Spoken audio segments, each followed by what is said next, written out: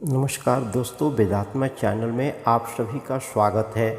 श्री कृष्ण कहते हैं अर्जुन से, साहस न हो तो हथियार व्यर्थ है, होश न हो तो जोश व्यर्थ है, विनम्रता न हो तो विद्या व्यर्थ है, उपयोग न आए तो धन व्यर्थ है, गुण न हो तो रूप व्यर्थ है, भूख न हो तो भोजन व्यर्थ है, परोपकार न करने वाले का जीवन व्यर्थ है, गुस्सा अकल को खा जाती है, अहंकार मन को खा जाता है, चिंता आयु को खा जाती है, रिश्वत इंसाफ को खा जाती है, लालच इंसान को खा जाता है।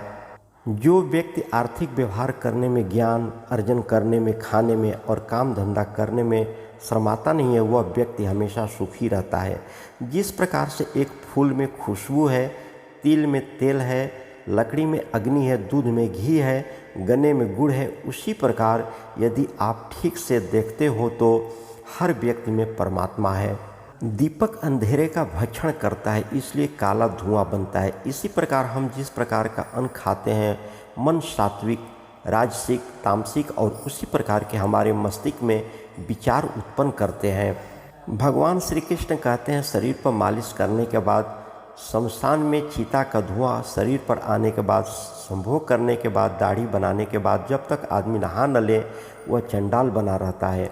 आचार्य चाणक्य कहते हैं, जल अपच की दवा है, जल चैतन्य निर्माण करता है। यदि उससे भोजन पच जाने के बाद पीते हैं, पानी को भोजन के बाद तुरंत पीना विष पीने के समान होता है।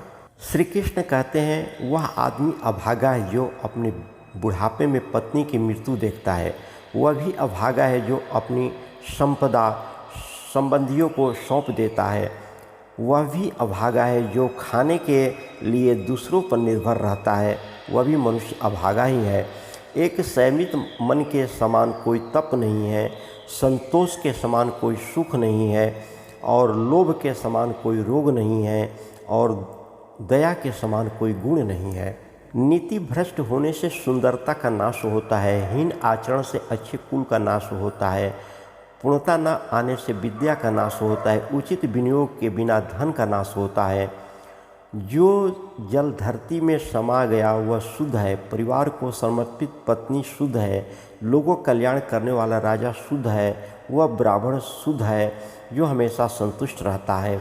असंतुष्ट ब्राह्मण, असंतुष्ट राजा, लज्जा रखने वाली वेश्या, कठोर आचरण करने वाला गृहिणी, ये सभी लोग विनाश को प्राप्त होते हैं। क्या करना उच्च कुल का यदि बुद्धिमत्ता न हो तो एक नीच कुल में उत्पन्न होने वाले विद्वान व्यक्ति का सम्मान देवता भी करते हैं। जो लोग दिखने में सुंदर हैं, जवान हैं, ऊंचे कुल में पैदा हुए हैं, वो बेकार है यदि उनके पास विद्या नहीं है तो। वो तो पलाश के फूल के समान है, जो दिखते तो अच्छे हैं पर कभी महकते नहीं हैं। यज्ञ के समान कोई शत्रु नहीं जिसके उपरांत लोगों को बड़े पैमाने पर भोजन न कराया जाए। ऐसा यज्ञ राज्यों को खत्म कर देता है। यदि पुरोहित यज्ञ में ठीक से उच्चारण न करें तो यज्ञ उसे खत्म कर देता है, और यदि यजमान लोगों को दान एवं भेंट वस्तु ना दें तो वह भी यज्ञ द्वारा खत्म हो जाता है। तात यदि तुम जन्म मरण से चक्र से मुक्त होना चाहते हो तो जिन विषयों के पीछे तुम इंद्रियों की संतुष्टि के लिए भागते फिरते हो, उन्हें ऐसे त्याग दो जैसे तुम विष को त्याग देते हो। इन सब को छोड़ करके हे तात, तितिक्षा, ईमानदारी का आचरण, दया, शुचिता और सत्य का अमृत पियो। जिसके डांटने से सामने वाले के मन में डर नहीं पैदा होता, और प्रसन्न होने के बाद जो सामने वाले को कुछ देता नहीं है, और वो ना किसी की रक्षा कर सकता है, ना किसी को नियंत्रण कर सकता है, ऐसा आदमी भला क्या कर सकता है। यदि नाग अपना फन खड़ा करे तो भले ही वह जहरीला न हो तो भी उसका यह करना सामने वाले के मन में डर पैदा करने को पर्याप्त है। यहाँ यह बात कोई मायना नहीं रखती है कि वह जहरीला है कि नहीं। ये तीन बात याद रखना। सुबह उठ करके दिन भर जो दाव आप लगाने वाले हैं उसके बारे में सोचें। दोपहर को अपनी माँ को याद करें और रात को चोरों को ना भूलें। गरीबी पर धैर्य से मात करें, पुराने वस्त्रों को स्वच्छ रखें, बासी अन्न को गर्म करें फिर उनको उपयोग करें। जिसके पास धन नहीं है वो गरीब नहीं है, वो तो असल में रईस है यदि उसके पास विद्या है, लेकिन जिसके पास विद्या नहीं है वो तो सब प्रकार से निर्धन है। भिखारी यह कंजूस आदमी का एक दुश्मन है, एक अच्छा सलाहकार एक मूर्ख आदमी का शत्रु है। वह पत्नी जो पुरुष में रुचि रखती है, उसके लिए उसका पति उसका शत्रु है। जो चोर रात को काम करने निकलता है, चंद्रमा उसका शत्रु बन जाता है।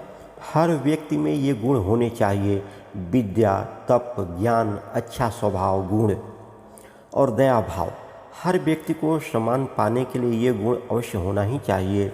जिनका भेजा खाली है वो कोई उपदेश नहीं समझते। यदि बांस को हिमालय पर्वत पर उगाया जाए तो भी उसमें चंदन के गुण नहीं आते हैं। जिससे व्यक्ति में अपनी कोई अकल नहीं है, उसकी शास्त्र क्या भलाई करेगा। जैसे एक अंधा आदमी आईने का क्या करेगा। एक बुरा आदमी सुधर नहीं सकता। आप सामने वाले को भाग को चाहे जितना साफ करें, वो श्रेष्ठ भागों की बराबरी नहीं कर सकता।